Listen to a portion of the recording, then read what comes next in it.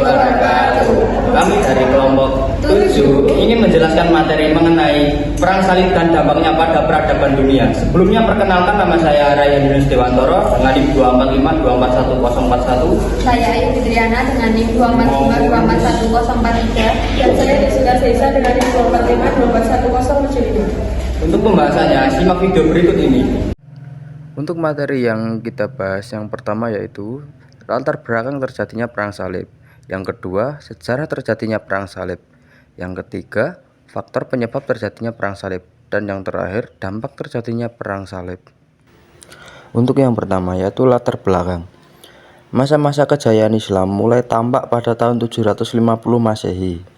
Kemajuan ilmu pengetahuan serta keberhasilan berbagai perluasan wilayah yang dilakukan dinasti Abbasiyah turut meningkatkan kesejahteraan masyarakat Islam pada masa itu.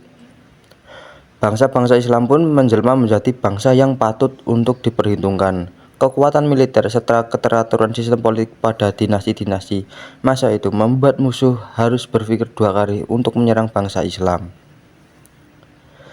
Di saat masyarakat Islam sibuk dengan pengetahuan dan perluasan wilayah, bangsa Barat masih menganut prinsip hidup, yaitu bekerja untuk makan esok. Mereka bahkan menganggap budaya Eropa tidak ada. India juga pada saat itu terpecah menjadi kerajaan-kerajaan kecil, sedangkan Cina memiliki peradaban yang juga cukup bersinar, tapi karena letaknya yang sangat jauh, hampir tidak diketahui oleh bangsa Islam. Kaum muslim pada saat itu bersifat sangat kritis karena kemajuan ilmu pengetahuan, terlebih teologi dan filsafat. Anggapan bahwa garis keturunannya merupakan yang paling pantas menggantikan posisi Rasulullah sebagai pemimpin umat membuat beberapa pemuka Islam mulai mendirikan dinasti-dinasti baru. Bangsa Islam semakin terpecah. Persaingan sengit antara dinasti dengan balutan perbedaan aliran teologi justru menjadikan perang saudara antar kaum muslim. Dengan perhitungan serta strategi perang yang matang, bangsa Barat hanya menunggu waktu yang tepat untuk menyerang kaum muslim. Selanjutnya adalah sejarah perang salib. Perang salib memiliki 3 periode yang telah diklasifikasikan oleh Hitti. Periode yang pertama yaitu adalah periode penaklukan yang terjadi pada 1009 sampai 1144. Dimulai dengan seruan Paus Urbanus untuk merebut Yerusalem yang pada saat itu dipimpin oleh sekelompok rakyat jelata yang tidak terlatih. Setelah kekalahan awal, tentara salib yang lebih terorganisir muncul dan berhasil menaklukkan kota-kota penting, termasuk Yerusalem pada 1099 di bawah komando Godfrey of Bouillon. Yang kedua yaitu periode reaksi umat Islam pada 1144 sampai 1192. Setelah kehilangan wilayah, umat Islam bersatu di bawah pimpinan Imaduddin Zangi dan kemudian Nuruddin Zangi. Salahuddin al-Ayyubi muncul sebagai pemimpin kunci yang berhasil merebut kembali Baitul Maqdis pada 1187, meskipun tentara salib dari Eropa kemudian mengirim ekspedisi balasan. Lalu yang ketiga yaitu periode perang saudara kecil-kecilan yang terjadi pada 1193 sampai 1291. Yang dimana periode ini dikenal karena ambisi politik di antara pemimpin umat muslim yang menyebabkan ketidakstabilan. Pada periode ini, Syajar ad-Dur muncul sebagai pahlawan yang berhasil mengalahkan Raja Louis IX dari Prancis yang menunjukkan kekuatan Islam. Selanjutnya yang akan kita bahas yaitu ada faktor penyebab terjadinya perang salib. Perang salib itu disebabkan karena beberapa faktor. Yang pertama, ada kebencian umat Kristen dan dendam yang dipendamnya akibat kekalahan tentara gabungan Romawi yang terdiri dari tentara Romawi, Gus, Prancis, Armenia, dan yang lain-lainnya.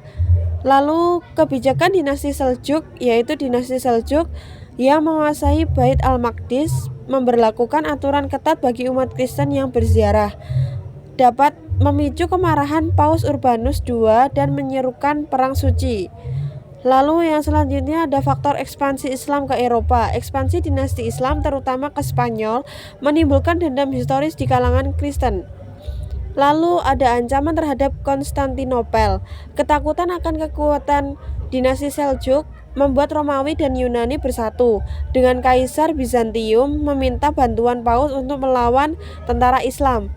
Lalu yang terakhir ada dendam terhadap penghancuran gereja Holy Sepulchre dan penangkapan pemimpin gereja semakin memperkuat motivasi umat Kristen untuk berperang.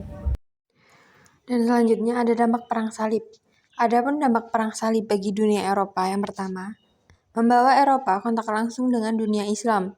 Yang kedua, menambah kepentingan Eropa di lapangan perniagaan dan perdagangan. Dan yang ketiga, ornamen-ornamen gereja berpengaruh terhadap gaya bangunan di masjid.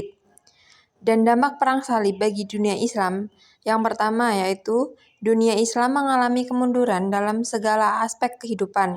Yang kedua, Islam sudah tidak dijadikan sebagai kompas yang memberikan petunjuk kemana mereka harus melangkah.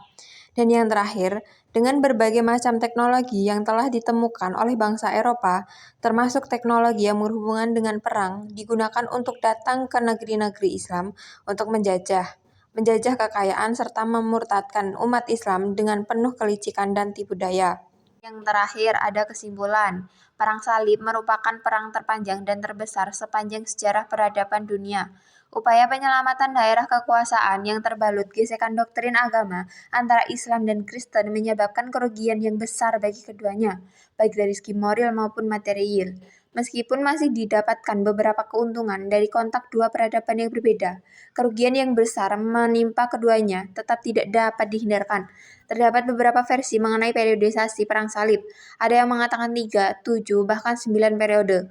Pengklasifikasian Perang Salib dalam beberapa periode ini tidak cukup memuaskan karena memang tidak ada batas yang jelas antara perang satu dengan perang berikutnya.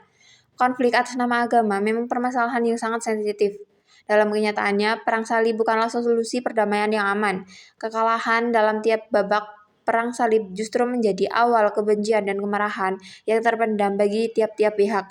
Bahkan, bisa saja Perang Salib tidak pernah berakhir mengingat sampai saat ini, perang antara Islam dan Kristen masih terus berlanjut.